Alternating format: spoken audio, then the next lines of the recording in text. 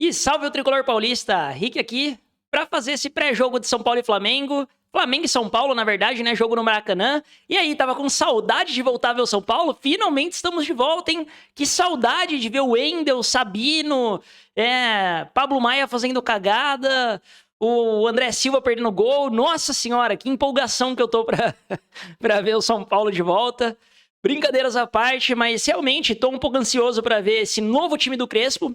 São Paulo joga contra o Flamengo lá no Maracanã, amanhã às 16h30, né? 4h30 da tarde, com transmissão da Globo e do Premier. Então a Globo vai transmitir de sábado, né? Porque no domingo tem a final do Mundial, então a Globo vai transmitir o Brasileirão no sábado.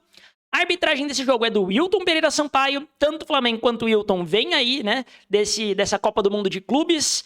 O Wilton fez uma boa Copa do Mundo de Clubes, mas a gente sabe que sempre que ele chega no Brasil, ele faz cagada, né? Então vamos torcer de novo, a arbitragem boa, a arbitragem que não compromete. Vamos torcer pro Wilton Pereira Sampaio não comprometer dessa vez. E vamos falar um pouco do jogo, né? Fase dos dois times, o que a gente pode esperar. Vambora. Flamengo acabou de voltar, né, da Copa do Mundo de Clubes. Volta principalmente nessa questão de Pedro e Arrascaeta, mas mais o Pedro ainda, que não foi relacionado para o jogo, já a gente fala um pouquinho mais deles, mas também nessa escolha que o Felipe Luiz teve de jogar de frente a frente, pau a pau com o Bayern, né?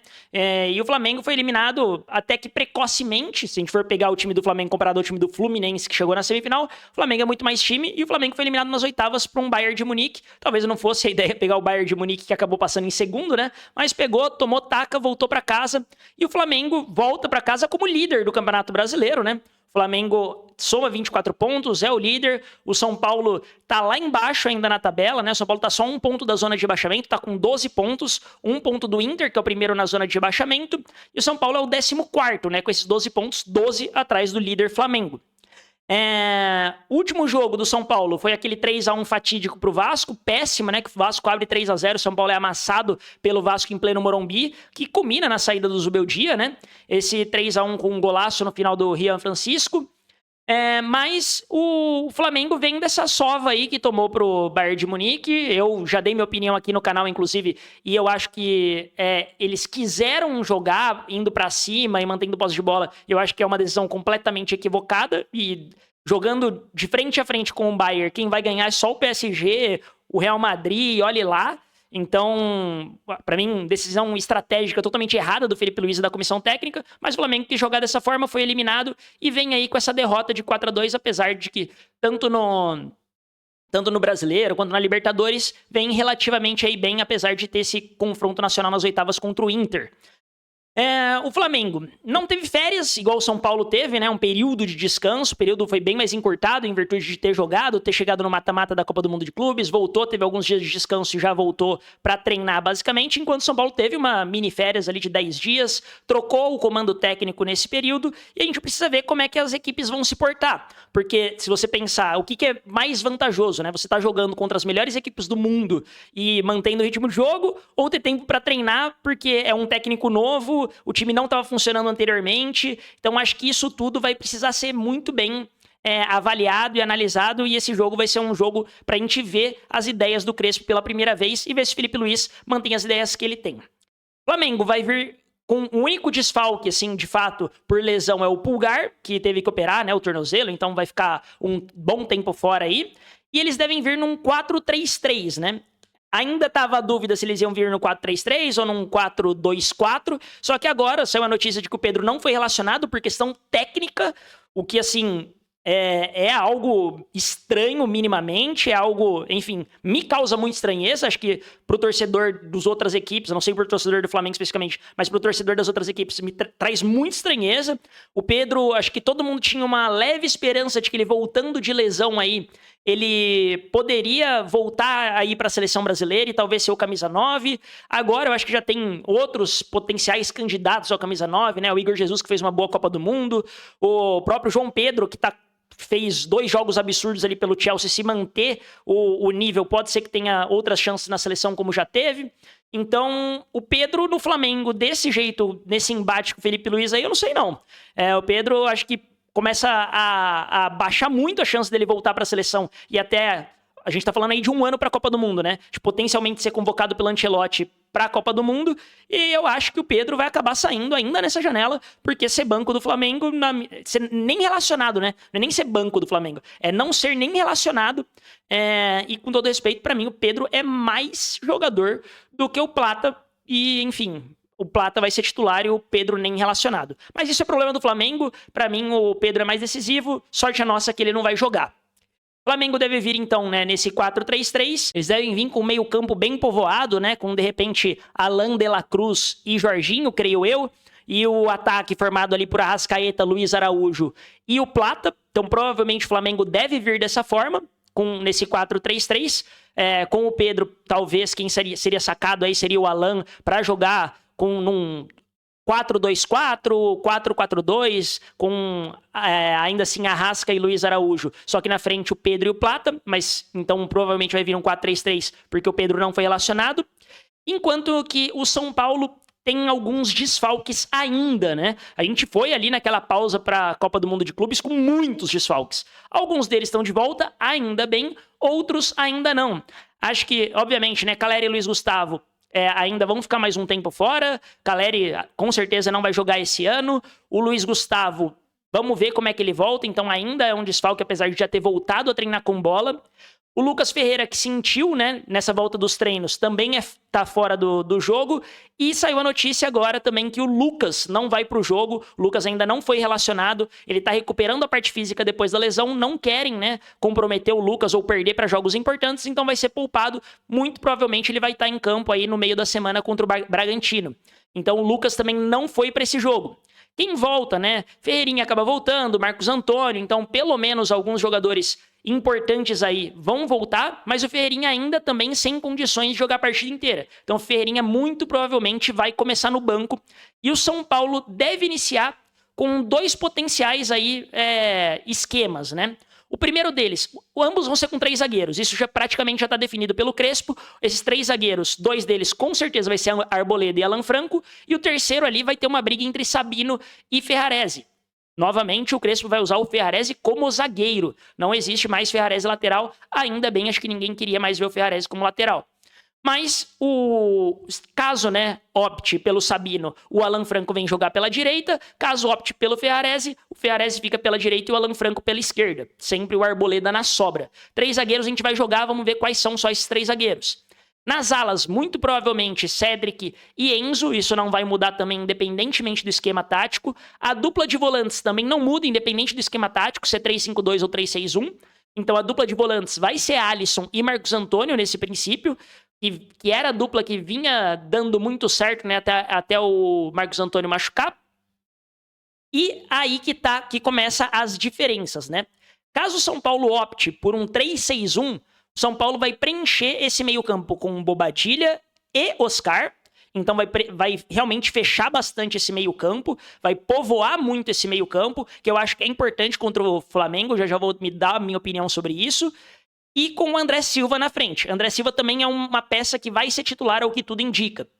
Agora, pode ser que o Crespo saque ou o Bobadilla ou o Oscar desse meio-campo. Ou seja, esse terceiro volante barra meia ali que eles fariam, um desses seria sacado para a entrada do Dineno, e aí o Dineno faria o centroavante ali de fato, né? E o André Silva seria recuado para esse segundo atacante. No caso de jogar num 3-6-1, eu creio que o Oscar seria quem mais se aproximaria de fato do André Silva ali fazendo a frente. Então vamos ver com quais das escalações o Crespo de fato bem. Vamos ver o que vai acontecer, né, com essa mudança de esquema tático, com esse tempo que o Crespo teve para treinar. Vamos ver a estreia do Crespo, né? Acho que tá todo mundo ansioso para minimamente ver o São Paulo jogar com o Crespo. Já vi muitos torcedores criticando essa escalação dele contra o Flamengo. E para mim, vamos lá, seja 3-6-1 ou 3-5-2, ou ambos meio que um 3-5-2, né? Com a diferença que o Bobadilla faria mais esse meio campo. Primeiro de tudo, eu gosto muito do Bobadilla jogando nesse meia, sem ser de fato um segundo volante ou um primeiro volante. O Bobadilla joga muito assim na seleção do Paraguai. Ele joga quase como um meia. Ele joga, obviamente, recompondo muito, fazendo a linha ali ao lado dos outros volantes, mas ele arma um pouco mais as jogadas, ele joga um pouquinho mais à frente, um pouquinho mais perto da área, e eu gosto muito dele jogando assim no Paraguai. Então eu acho que o Crespo, obviamente, deve ter acompanhado o Bobadilla, deve ter conversado com o Bobadilla, deve ter visto o jogo dele no Paraguai e decidiu talvez testar o Bobadilla nessa função. Eu acho ótimo o Bobadilla ser testado nessa função para jogos específicos. Jogos contra, por exemplo, Flamengo e Palmeiras. O mesmo discurso que eu dei pro Flamengo não ter ganho do Bayern e ter usado, na minha concepção, uma estratégia muito ruim, quando você pega um time que é melhor que o seu, e não tem como falar hoje, o São Paulo talvez o time titular dele, com todas as peças, talvez chegue um pouco mais próximo, mas ainda assim é um time pior do que o do Flamengo. O São Paulo sem Lucas Moura já cai muito esse nível e aí pra mim já não chega. Luciano tá suspenso, então o Luciano também, que poderia entrar de segundo atacante, não pode jogar. Então a gente fica meio que sem um segundo atacante ali pra jogar efetivamente, e eu acho que povoar o meio-campo, primeiro, se mostrou muito útil para anular o Arrascaeta. Durante a Copa do Mundo de Clubes, o Arrascaeta não fez praticamente nada, então eu acho que isso é muito útil num primeiro momento. E também ajuda a jogar um pouquinho mais fechado. O Crespo tá na estreia dele. Não adianta ele querer jogar fora de casa contra o Flamengo no Maracanã e achar que o São Paulo é o Bayern de Munique e vai fazer 4 gols. São Paulo não é o Bayern de Munique. O São Paulo é uma equipe que tem mais limitações técnicas e táticas do que o Flamengo. E a gente precisa jogar fechadinho para conseguir, primeiro, não tomar gols, se garantir defensivamente e começar a jogar em transição. Eu acho que esse futebol pode ser muito benéfico para o São Paulo. O Oscar tem uma excelente visão de jogo, o Bobadilla jogando um pouquinho mais para frente, mais perto dos atacantes, tem uma boa visão de jogo, o André Silva é um atacante rápido. Eu acho que tudo isso pode fazer com que o São Paulo jogue bem, pode fazer com que o São Paulo, de fato, consiga um empate ou, quem sabe, até uma vitória contra o Flamengo. Se a gente tem chance de vitória contra o Flamengo, é jogando fechadinho, roubando a bola, quando, obviamente, tiver a bola, tentar ter um pouquinho mais de posse para não sofrer pressão o tempo inteiro. E quando roubar uma bola um pouquinho mais perigosa, sair no contra-ataque rápido e tentar matar o jogo. Essa é a chance que o São Paulo tem para jogar e ganhar do Flamengo no Maracanã. A gente precisa ser realista. Não adianta a gente achar que a gente vai jogar de igual para igual, vai jogar num 4-2-4 contra o Flamengo e vai golear o Flamengo. Isso não vai acontecer. Não vai acontecer. Se a gente tem alguma chance de ganhar do Flamengo e ganhar bem do Flamengo, jogando melhor que o Flamengo, é se fechando primeiro, dando a bola para eles e saindo para jogar e pressionando quando tem que pressionar. Então eu acho que o Crespo acerta, principalmente contra o Flamengo. Eu acho que isso vai ser muito preocupante, por exemplo, se ele entra numa escalação parecida contra o Corinthians, que é no Morumbi, se ele entra numa escalação assim, sei lá, a gente vai jogar fora de casa contra o Mirassol. Aí o Crespo entra com essa escalação. Aí eu começo a achar preocupante. Aí sim eu acho que tem motivos de crítica, porque o São Paulo tem um time melhor. Quando o São Paulo tiver um time melhor, e isso que eu sempre falava do Crespo, o Crespo tem variação tática. O Zubeldia não tinha variação tática. Ele colocava um time e ele só sabia substituir as peças desse time. O Crespo já jogou com 3 zagueiros, já jogou com 4-4-2, já jogou com 2 volantes e 2 meias, já jogou com 3 volantes. O Crespo tem variação tática. E eu gosto sempre de lembrar daquele jogo lá que o São Paulo jogou contra o Racing, lá fora de casa. São Paulo tinha empatado dentro do Morumbi, oitavas de final da Libertadores, vai jogar fora de casa. O Crespo muda totalmente o nosso ataque, né? Coloca Rigoni e Marquinhos no ataque, só joga com 3 volantes, joga com 3 zagueiros e o São Paulo amassa naquele jogo o Racing. Racing não teve chances de ganhar do São Paulo. Então confia no Crespo, confia no professor, que eu acho que essa visão tática dele é muito apurada e até aqui ele vai ter o apoio, né? Obviamente, a estreia do cara, mesmo que perca pro Flamengo, acho que é uma derrota, entre aspas, natural. Claro que o São Paulo não pode se contentar em ficar perdendo pro Flamengo a toda hora, mas o São Paulo precisa entender que é um jogo muito difícil contra o líder do campeonato fora de casa e o empate não é mau resultado. A torcida também precisa entender isso. Então acho que o Crespo monta um time para sua estreia compacto, que vai conseguir brigar com o Flamengo, principalmente pelas bolas no meio-campo, que eu acho que quem ganhar esse meio-campo